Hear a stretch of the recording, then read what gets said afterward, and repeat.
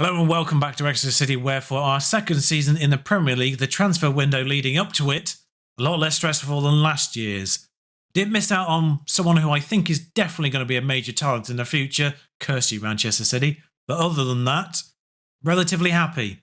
I'll introduce you to so many new people. But first, the outbounds, of course. Carl McHugh and Che Dunkley went for negligible fees. Players who did a job for us in the Championship, particularly Dunkley, held hostage effectively in the Premier League, never played a game. So off they went for basically nothing. They can do a job at a lower level. Similarly, good servant for us in the Championship was Gaudion Gonda, barely featured us in the Premier League, only as an emergency sub. Relatively good player, actually, all things considered. But 200 grand, he's gone back to Riga, where he came from. The 90 grand profit that we've made is effectively his wages for those 2 years. So haven't really lost anything on him there. Christian Fruchtel, bizarrely, has gone to Real Madrid as a backup goalkeeper there. Considering he was our third choice, he's on 70 grand a week. Really don't understand this one. But he was injured most of last year. He was our goalkeeper in the Championship. Did relatively okay for us then. Obviously helped us get promoted. But third choice in the Premier League already. And was injured a lot of last year. 500 grand? Fruchtel. Off he goes. We spent less than 100 to get him in the first place. Now on to major fees. Anderson Arroyo has gone to Blackburn. He's not the only one, actually, that's gone to Blackburn. Doesn't like big games, was our second choice left back, sometimes first choice right back last year. Did okay for us in the Championship. Woeful in the Premier League. 6.59 was his average in the Premier League. £3 million was in the last year of his contract. Wouldn't agree to a new squad player contract either. So cashed in for £3 million. He's worth more there, but £3 million is better than nothing. £5 million, we sold Joshua Llewellyn, a person you never saw, to Aston Villa. He was a releasee from Man United last summer. We picked him up, we loaned him out to Ross County last year, and he's developed into a player that we could sell for £5 million with a 40% future profit fee on it. Worth a lot more at Aston Villa. It's a little annoying, but the fact he's not full 5-star potential meant I was kind of okay in selling him. Llewellyn's the kind of player that could have possibly featured as a sort of very fringe player for us this year, but realistically, we should be loading him out again. In fact, Aston Villa are trying to loan him out, so I'll take the £5 million in the future fee to raise funds for us this year. And in what is probably the best transfer sale I've done since I sold Charlie Taylor for £30 million a few years ago, Patrick Hayes I sold to Crystal Palace for £7 million. Yeah, £7 million and 50% of his next transfer. Just his next transfer. Not profit, the entire thing. His value, the middle of his value is about six and a bit million. So if they sold him for £6 million, we'd get another £3 million. We'd have got £10 million from a player that they're selling for £6. Now, if they never sell him, fine. But at some point, we'll be able to maybe buy that out. Genuinely the best deal I've done in a very long time. But he's 1.5 stars. His max potential isn't great. And they were offering £7 million for him. So thanks, Palace. And then two big ones. Eric Bailly left for £9 million to Shakhtar Donetsk. Injury prone, inconsistent, issues with cards as well. Not that he really had an issue with cards for us, but just not a great performer. It's weird because on paper, he should be really good. I mean, you look at his attributes, he should be really good. And just for some reason, he isn't. I had a very similar situation with him at Hanover on stream as well, where we got him in on a free. He didn't really perform that well, and we sold him to, I think, actually maybe the same club for roughly the same fee. But it's £9 million for a player who wasn't great for us. £9.5 million for a player who was pretty good for us is Aholu, who also went to Blackburn. He's well-rounded, he's got 18 work rate, but the rest of him's just very sort of average to good, basically. Kind of player that I wouldn't mind keeping around. He's just... The problem is, we've upgraded his position, and he was an asset worth a fair bit of money. So £9.5 million, half an hour, half overtime. I don't really mind the half overtime, because it means it neuters outbound future fee stuff that we've got. But yeah, he's a good player. He was very good for us. Just got booked all the time, so he just missed games fairly regularly through suspensions. He's also 31. I'll take the £9.5 million. But that's it for outbounds. Inbounds, we'll start with some players you're probably not going to see all season. Juan Carlos Benavidez, 600 grand. One marking, one positioning, but some very good things to him as well. No finishing and no crossing, which makes it very confusing what he's actually going to be good at. I think he is going to be a striker, just a striker with poor finishing. We'll train him. It's okay. 600 grand. If he turns into something, great. If he doesn't, his value is already pretty high. Ozan Kuzu, you might see him in fairness, 750 grand, but he is our third choice striker / third choice right-sided. He might actually be our second choice right-sided player, depending on how Fernandes performs. He's still here. I didn't sell Fernandes. The one person I said who was likely to go hasn't gone. But he's a well-rounded player. 750 grand from Besiktas is a very good deal because sometimes the Turkish players have a decent premium on them. But 5-star potential, maybe. We don't know yet. But I'd rather have a full bar with a questionable one than that half-star definite not there, which is what we had with Llewellyn. Great to be a squad player. Value's pretty good. Wage is pretty good for his squad status. 500 grand for Pontus Dahlberg, who went to Nice after Millwall in the Championship. After he snubbed us for Millwall in the Championship, he has actually finally joined us, but as a backup in the Premier League. 3-star goalkeeper. I had him as a first choice at Hanover. I don't think he's as good as he was there. Yeah. His wage is too much for his position, but when you compare him to the first choice goalkeeper we've got, actually, that wage is probably in line. We'll get to that later on. PG Hurst we definitely won't see because he's gone back out on loan to Barnet, where he came from. Barnet are junior affiliate, who we have first choice on. This is the only time I've ever used that. A League 1, League 2 side tried to sign him, I forget who it was, and because of the deal we've got in place with Barnet, I could swoop in. It's the only time I've ever done it. Worth around 10 million or so. Potential ability is that 3.5, maybe 4.5. But when you're being offered a player for 110 grand, who might have that potential ability, you say yes. 2.2 grand a week. He's gone back to Barnet to develop. If we sell him in the future, fairly professional, he is going to develop. And lastly, in the players that you're probably not going to see is Lucas Prato, who is here purely to mentor people. If you don't have a person purely to mentor people, get someone, if you can afford them. He's been at Velez for a few years. He's now 37, but he is contracted for 2 years as standard with us. I'm hoping he does those full 2 years because those full 2 years with those mentors training those forward players like Kuzu, like Benavidez. Yes, please. Now on to straight up squad players. Ola Aina is our second choice right back this year. He might become our first, depending on how our first choice develops. He's regarded as a effectively star League 1 player, which I think is super harsh on a player with these attributes. I don't understand why he's regarded so poorly by star rating. 52 caps for Nigeria. Relatively good technicals. His mentals in the same kind of boat, and his physicals are pretty good actually. 15 acceleration, 16 pace, with 16 natural fitness to boot. The stamina and work rate's a little low, but just well-rounded in being a backup player, basically. And on the other side, we've got Thierry Small as a backup now, who has a lot more developmental space at the age of 21. £5 million he cost us from Southampton. It was £3 million for Aina, by the way. £5 million for Small. There's obviously a consideration to actually play him if Martin underperforms, because if the more we play Small, the more he'll develop. So I need to make sure he plays at least 15 minutes in quite a lot of games. He has one attribute, but it's free kick taking, so fine. It's a little weird that he's just got randomly that, but the things that matter are pretty good all told. There's just a little grey patch of mentals down here that do matter, off the ball positioning and teamwork. But other than those, along with the passing, that's the thing that needs to work out, basically. The passing, he's got good technique, but just everything else related to passing is a bit questionable, and movement. Also in the squad level of players is Brewster, who wasn't great for us last year at Sheffield United, but he was released by Sheffield United in this year's game. This summer, I picked him up because he's homegrown. Figured we might as well. He can play up front, he can play on the left. It's cover. It's good cover, basically. And realistically, his attributes are pretty good, even if he's only regarded as a championship player. Kind of fair, maybe, but he's got very good physicals, his mentals, the technicals that matter, like the straight up finishing, the composure's pretty good, the anticipation's pretty good. Yeah, he's sort of got like good second level attributes. He is a backup. And similarly, Krunic, just well-rounded in being backup attribute-wise. Just 13s, 14s, and that's it. Actually, pretty much 12s, 13s, and 14s. I paused because I thought there might have been a 15 in there, but there isn't. But 13s, 14s, 15s. Released by Leicester. He's 31. Provides a little bit more experience in this team. A 3.5 star squad player. So the fact our squad players are this level now just helps the team in depth, really. If we lose first team players for whatever reason, suspension, injury, whatever, we've got players who can step in who aren't a massive downgrade. Not that we really had that issue in midfield last year, but good to have. I think that's it for squad players. Just to reintroduce you to Mario, who is now our player, so he's now got a proper value on him. 1.3 million. It was a mandatory future fee. His acceleration and pace are pretty good, actually, but he is a centre-back. I pretty much decided now that he is definitely only going to be centre-back. The player trait, of course, is a problem for right-back. I thought I tried to train that off him, but I didn't. I must have just said I was going to and then never did. But he is a centre-back who needs to develop his passing if he wants to be a ball-playing centre-back. His heading is up from 9 already, which is good, is up to 10.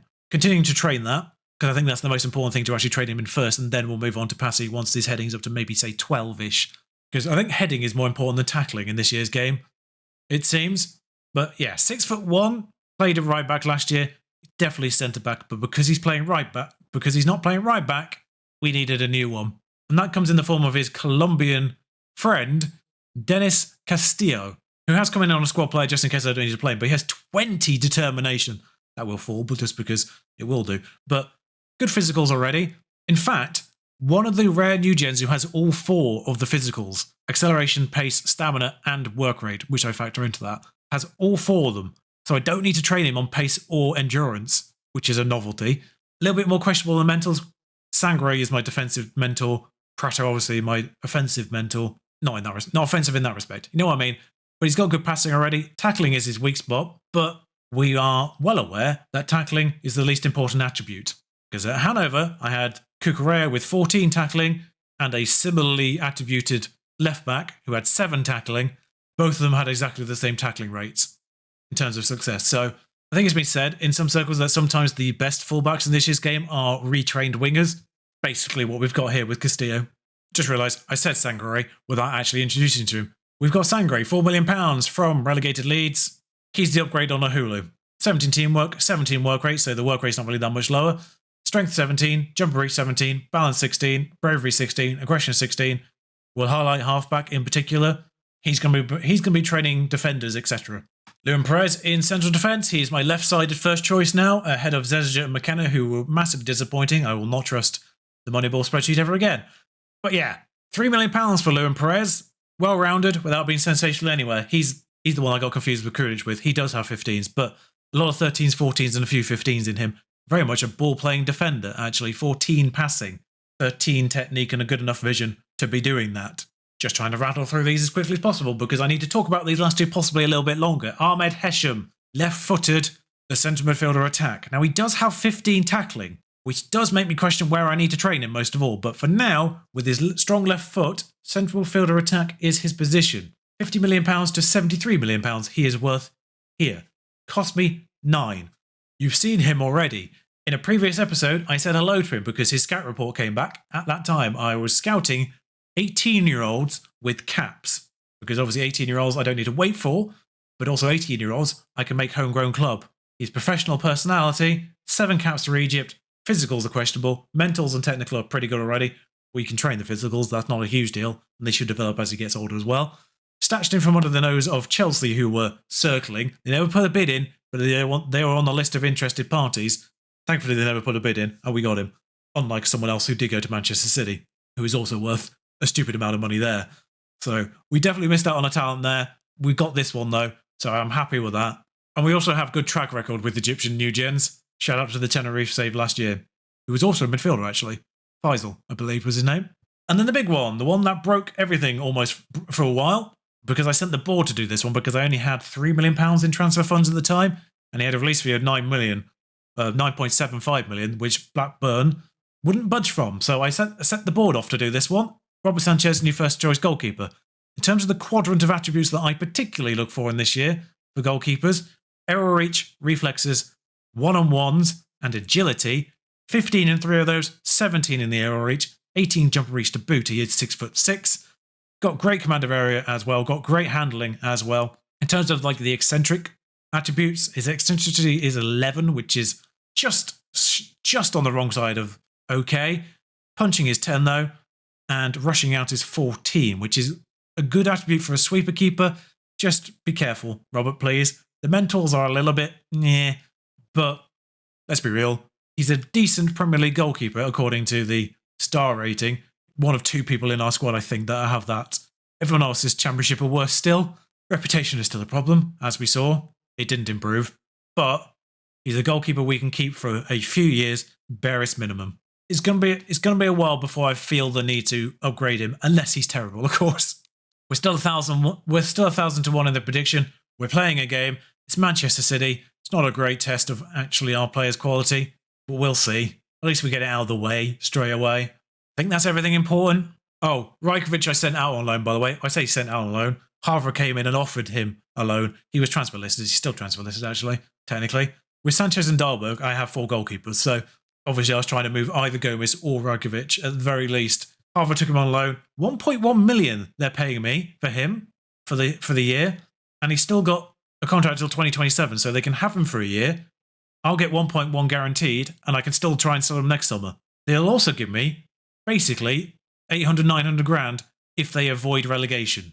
So I'm going to get effectively 2 million in total if they avoid relegation, all told, and then still try and sell them next year. Not a bad deal, really. But the lineup against Manchester City, we are going to go with the 4-3-2-1. This is the formation I want to be playing, and now I've got the personnel to do it. Sanchez in goal. Martin remains at left back. Luan Perez alongside Murillo and Castillo next to him. Nice little bit of Spanish speaking in that back line, of course. Murillo, Castillo, Sanchez, and Martin all speak Spanish. Luan Perez, Brazilian, so he speaks Portuguese, but he does have English speaking because he has been in England before in the game. Same as Sangri, he's been an English club obviously already for a few years, so they speak English at least. Markovic speaks so many languages, it's kind of weird. I guess it's just where he grew up. He just learned a lot of languages. And he got a basic Portuguese from spending half a year in Portugal when I loaned him out to get a work permit. But he speaks fluent English already. In fact, I think I'm actually going to start Perkins instead of Hesham here because there is a link there already. Perkins is still here. I loaned him again for £6 a week playing, more if he doesn't play, but on a squad contract level this time round. So I'm less necessitated to play him first team. I'm also going to put Arsby on the bench. Arsby versus Murillo in central defence is a question mark. I don't know whether or not who to play there because Arsby performed quite well last year, but I was also playing Murillo out of position last year, I think. So I'm going to give Murillo the benefit of the doubt for the start of the season, also because of his Colombian teammate alongside him. It will hopefully help the pair of them perform together as a unit. It's a working theory. I don't know how well that plays off in game, but that kind of shared language and nationality, particularly with Murillo and Castillo, should help them both acclimatise faster, I would think. Because Murillo, of course, didn't learn English in the year they was here on loan. Because that's something the game doesn't do. Right, midfield, Sangri, Markovic, Perkins. I'm going to start Perkins in this one just because we have that link. It's Manchester City as well. I should be playing our best players. I'm going to be starting Hesham in the majority of them because Perkins is on squad. Hesham is a regular starter. And he's our player. He's our player with obviously a lot of potential as well. £50 million. There's obviously something there. So I need to develop Hesham as quickly and efficiently as possible. Mansley is going to be left winger. The central midfield option for Mansley is basically abandoned at this point with the midfielders we've got. Martin Saunders starts on the right-hand side. After loaning him out to Ipswich in the second half of last year and fearing that I ruined his eligibility, he can still be eligible for Exeter, which is good news. So he's going to stay here from now on. He's definitely good enough to be a squad player. He's going to be my starting player on that right-hand side. Very strong both feet. He's not a striker. He's only got 8 finishing. I'm going to be starting him on the right-hand side just because of how poor Fernandes has been, particularly in the Premier League. One of our highest valued assets as well. So if he does develop the way that we hope he does, great. Mansley on the left because he's right-footed. And Rahman remains up front. He's being a bit of a diva right now. He wants a better contract. We can't afford a better contract, largely because of the £47 a week we're playing Sanchez. But that was the board's fault, not mine. Through the sales, we actually got that wage under our wage limit. And then because the game factors in appearance fees for Prato, it's back over it again. But he's never going to get those appearance fees, so I don't know what the game's doing in that respect. Actually, I don't know what happened with my wage limits because I was 20 grand under after I sold Ahulu and Bailly. The only person I've signed since then is Lucas Prato, who is here on 10 grand a week guaranteed with 10 grand appearance fee, which you'll never have. And suddenly I'm 8 grand over. Somehow spending 10 grand guaranteed on Prato a week has cost me 28 grand in the wage budget. Yep, no idea. Anyway, that's the team. Manchester City. It's not the best test, but we'll see how it goes. I'm thoroughly expecting to be smacked, although we did put in a relatively good performance against them last time we played them.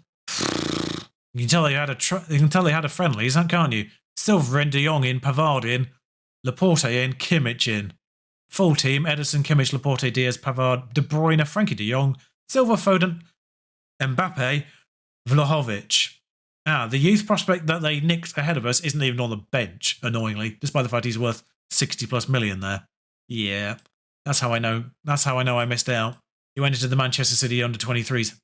He might have actually been loaned to Rangers. I did see that they tried to loan him in. But yeah, Johan Mounier, like the Belgian player, but he is French. So you'll be seeing him in the future, I imagine. Did Manchester City win the FA Cup? Because they've got one game on their roster already, which they drew, apparently. We've got a highlight. 1 minute in, Aaron Martin is making a run. He's found Baba Mansley again. Sangare lurking, and well, there's Kevin De Bruyne. Oh, good. Well, Vlahovic is straight in there because Mario was a little... Oh, God. That was bad from everyone involved. That was so bad from everyone. Oh, no. Oh, no. Sangare gets mugged, and I'm not fully certain what Mario does there. For a person who stays back at all times as a trait, he very much wasn't staying back. Just let Vlahovic get behind him, and Luan Perez decided to stay behind him as well to keep him onside. De Bruyne with a free kick. Sanchez saves, at least. Well, the good news is Arsenal was smashed and Bournemouth was smashed, so we're going to be in good company down there. Rahman does gather this loose ball. City did leave a fair few players back, though, so that wasn't ever really going to amount to much. I think Foden got that tackle in, of all people. Well, the good news is, it seems like we are limiting chances for Manchester City. They've only had 5 shots, 6 shots now, and it's been 38 minutes. Like, if we can keep Manchester City at... I mean, it's a decent enough chance. He just kicked it straight at Ederson. That's not the end of the highlight. But if we keep Manchester City sort of under 15 shots for the entire game, I think that's respectable, frankly. Like, Manchester City are the kind of team you're expecting to get 20 plus shots, 30 even, if this was last year. So Luan Perez coming forward, finds Baba Mansley. You know, I might actually just... Rahman. Ooh, good chance for Rahman, actually. Might just make Mario not ball playing, because he can't do it. I'm going to train him to do it, but he can't do it.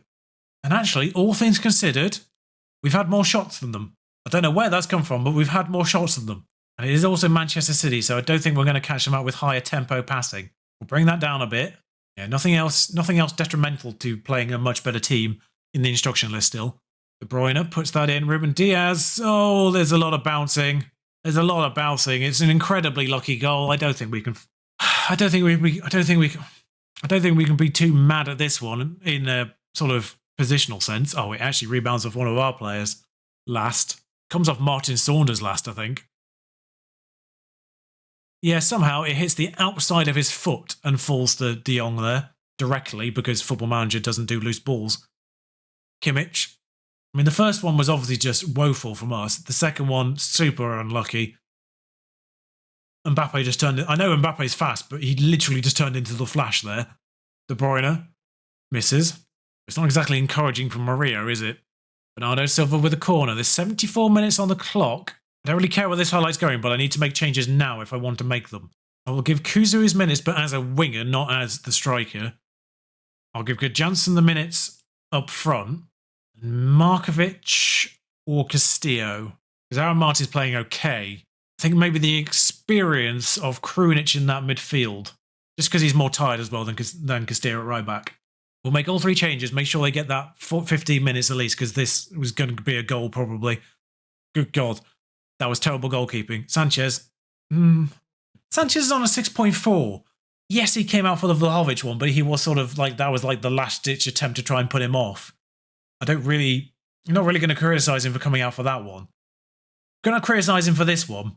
I do suspect the animation is possibly at fault there. They did look like the shot curled quite nicely, but it still looked like that Sanchez was definitely well in range to try and save that. Okay, Arsby starting the next game, that's for certain.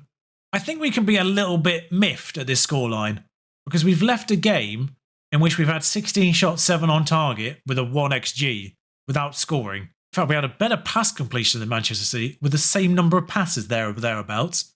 You don't leave a game with Manchester City with a 50-50 pass completion or possession that often. Jose Mourinho's Manchester City have done us in 3-0. I'm going to say I'm proud of their efforts, even though it wasn't to be.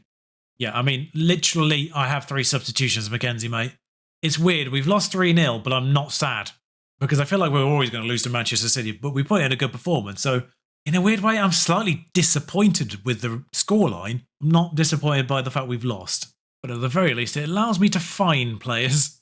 But I don't know how far I'm going to go before I bring you back again. I don't know the kind of teams that we're going to be contesting. I might actually bring you back fairly early on. Aston Villa and Wolves, keeping it in the Midlands.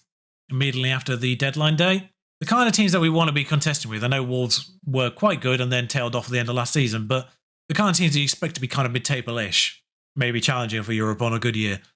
maybe they're like the tier above us right now. What we want to be in, the section we want to be in, is that kind of lower mid-table that are never really properly in danger, but not really contesting for Europe either at this stage. So in that sort of in-between space is what we want to be aiming for this season. Obviously, avoiding relegation is the barest minimum. Yeah, I'll bring you back relatively quickly, actually, I think. So until next time, thank you for watching. What do you think of the transfers so far? Still possibly need a little bit more strengthening in certain positions, but we'll see. We'll see what happens in the remainder. There's a few release fees in our players that might end up being a problem. Until next time, ta-ra.